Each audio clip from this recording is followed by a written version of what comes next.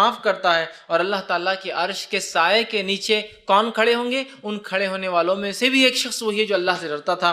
حدیث صحیح بخاری کی، اور آپ صلی اللہ علیہ وسلم نے فرمایا کہ سبعۃ یظلھم اللہ فی ظلہ یوم لا ظل الا ظلہ، کہ 7 لوگ ایسے ہیں جو اس روز سائے میں ہوں گے جس روز کی اللہ کے سائے کے علاوہ کوئی سایہ نہیں ہوگا.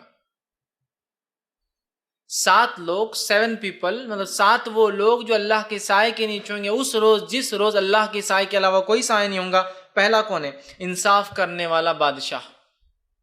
پہلا شخص جو اللہ کے سائے میں روز قیامت ہوگا وہ انصاف پسند حکمراں، بادشاہ، خلیفہ، لیڈر یا جج جو ذمہ دار ہو لوگوں کے اندر فیصلہ کرنے پر، انصاف پسند پہلا انسان.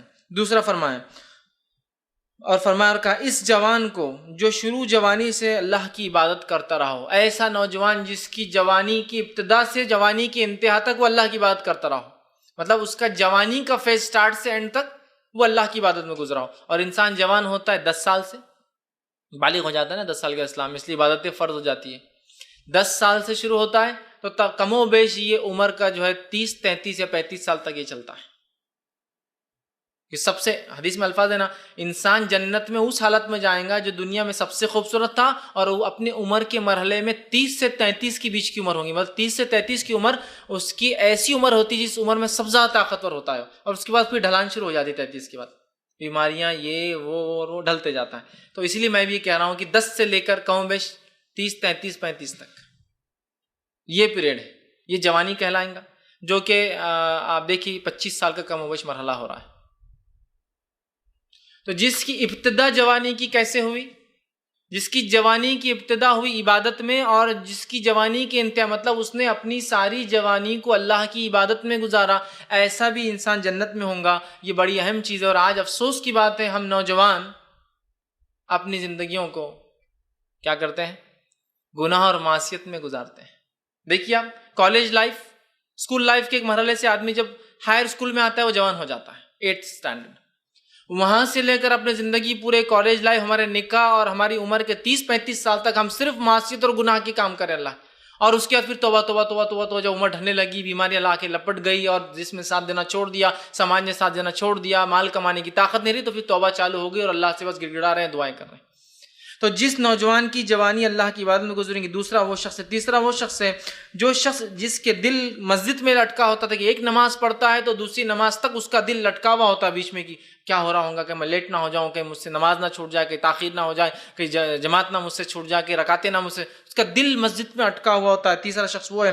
چوتھا شخص وہ ہے، وہ آدمی جس نے اللہ کے لیے دوستی کی ہو اور زندگی بھر دوست رہا ہو، اور اس کی جدائی تک اس دوست سے اس کی دوستی، مطلب جمع بھی ہوا اللہ کے لیے اور جدا بھی ہوا اللہ کے لیے.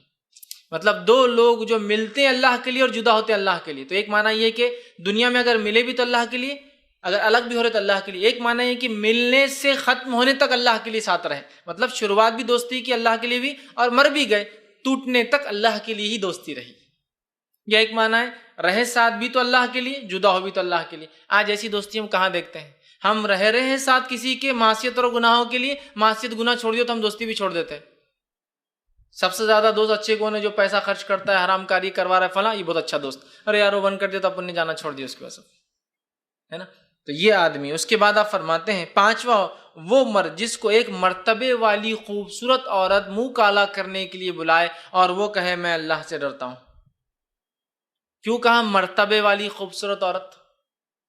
اس لیے ایک چیز تو اس کے مرتبے کی وجہ سے ڈر نہیں ہے کہ راز فاش ہوگا. اسٹرانگ لیڈی ہے نا، بہت اس کا مقام ہے، سمجھے. تو راز فاش ہونا ممکن نہیں ہوتا ہے. چھوٹے موٹے لوگوں کے راز جلدی فاش ہوتے ہیں، بڑے لوگوں کے راز فاش نہیں ہوتے ہیں. ایک تو مرتبہ ہونے کی وجہ سے وہ کیس دبا سکتی ہے، آسانی سے معاملات کو مٹا سکتی ہے، اس کا مرتبہ ہے نا. دوسرا نہ صرف مرتبہ ہے، وہ خوبصورت بھی ہے، اس میں ایک اٹریکٹیو پارٹ بھی ہے. ایک ڈر تو یہ کہ دنیاوی مشکل ہٹ جائیں گے اگر پکڑے بھی گئے تو، چونکہ وہ ایک بہت اونچے اثر رکھنے والی لیڈی ہے. دوسرا خوبصورت بھی ہے. اثر رکھنے والی خوبصورت عورت بلائے اور وہ کہے میں اللہ سے ڈرتا ہوں. اس لیے کوئی بدصورت عورت بلائے تو انسان ویسے بھی جاتا نہیں. اثر وسر نہیں تو اس کو کوئی اٹریکشن، سمجھ رہے آپ. تو خوبصورت بھی ہے، اثر رکھتی ہے اور بلا رہی ہے، اور یہ تب کہہ رہا ہے، حالانکہ ڈر نہیں، دنیا کا ڈر نہیں، میں اللہ سے ڈرتا ہوں.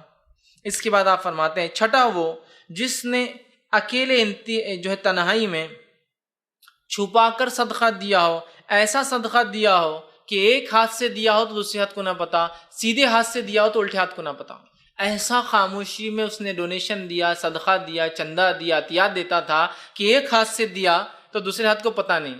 اس کا یہ ہرگز معنی نہیں کہ ایک ہاتھ چھپا کر دینا ہے، معنی یہ ہے کہ اس نے جب دیا تو کوئی شہرت نہیں چاہی، کوئی نام نہیں چاہا، کوئی ریاکاری نہیں تھی، کوئی یہ نہیں چاہتا تھا کہ وہ سلام کرے جھک کر کہ مجھے زکوٰۃ چندے صدقات دیتے ہیں، کچھ نہیں، دے دیا، معاملہ ختم ہو گیا۔ اور ساتواں وہ انسان عرش کے سائے میں ہوں گا۔ آپ سے فرماتے ہیں اور کہتے ہیں وہ شخص جس نے اکیلے میں تنہائی میں اللہ کو یاد کیا ہو اور اس یاد کرنے سے اس کی دونوں آنکھیں بہہ پڑی ہو، دونوں آنکھوں سے آنسو نکلا ہو۔ 7 لوگ جو اللہ کے سائے میں ہوں گے جس دن کوئی سائے نہ ہوں گا، آخری 7واں انسان وہ ہے جو اللہ کے ڈر سے رویا ہو۔ ٹھیک، حدیث کے الفاظ ہے وہ شخص جس نے اکیلے تنہائی میں اللہ کو یاد کیا تو اس کی دونوں آنکھیں بھیگ گئی، بہہ پڑی۔ اور یہاں دیکھیں حدیث کے الفاظ، اکیلے تنہائی میں رویا ہو۔ اجتماعیت میں آدمی بہت رو لیتا ہے، مثال کے طور پہ کسی کا انتقال ہوا ہو تو آپ دیکھیے ہر تھوڑی دیر میں ایک لہر آتی غم کی اور رونے کی، جب کوئی نئے رشتہ دار انٹروڈیوس ہوتے جاتے ہیں تو اتنی دیر سب کو رونا آتا۔ اب وہیں کوئی آدمی اکیلا کھڑا رہ کر روئے نہیں دیکھیں گے آپ کو کوئی بھی۔ اکیلے رونا یہ آدمی کو تبھی آ سکتا ہے جب وہ بے انتہا اور بے لوث کسی سے محبت کرتا ہے انتقال پر، تو اسی طرح اللہ سے اکیلے میں ڈر کر رویا۔ اجتماعیت میں کوئی بھی رو لے رہا ہے، دعائیں ہوتی اجتماعیت کے لوگ کتنا زور زور سے رو رہے ہیں، ان کے رونے کے مقابلے میں ان کی زندگی کے عمل نظر نہیں آ رہے کہ زندگی میں اتنا ڈر، جتنا رو رہا ہے اتنا ڈرتا ہو کہ معاملات میں اتنا صحیح ہو۔ تو اجتماعیت میں تو رو لیتے ہیں۔ علی بن ابی طالب رضی اللہ عنہ کے زمانے میں ایک انسان مسجد میں رو رہا تھا تو آپ نے فرمایا تیرا بہتر ہوتا اکیلے میں رونا، اس لیے کہ اکیلے میں رونے سے یہ فضیلت کو وہ حامل ہو جاتا کہ اللہ کے لیے رویا نا اکیلے میں۔ تو دیکھیں حدیث، اکیلے میں اللہ کے لیے رویا۔ اجتماعیت میں لوگوں کے سامنے انسان رو لیتا ہے، اکیلے میں رونا یہ اصل چیز ہے۔ تو اکیلے میں اللہ کے لیے رویا۔ خشیت الہی دیکھیے کہ اگر جو روتا ہے تو وہ عرش سائے میں ہے، جو ڈرتا ہے مر گیا تو جنت جا رہا ہے، مغفرت ہو جا رہی ہے۔ اللہ 2 خوف کو اور 2 امنوں کو جمع نہیں کرتا۔ اللہ نے اعلان کر دیں گا روز قیامت جو جہنم میں چلے بھی جائیں گے نکال لاؤ جو ایک بار بھی ڈرا ہوں مجھ سے۔ کتنی فضیلتیں ہیں خشیت الہی کی، اللہ کے ڈر کی، اور اس کے ڈر کی بنیاد پر اپنے اعمال کو تبدیل کرنا ضروری ہے، ورنہ صرف ڈر کی بات ہو رہی ہے، اعمال ویسے ہی چل رہے ہیں۔ ڈر کا معنی ہی تو یہ ہے۔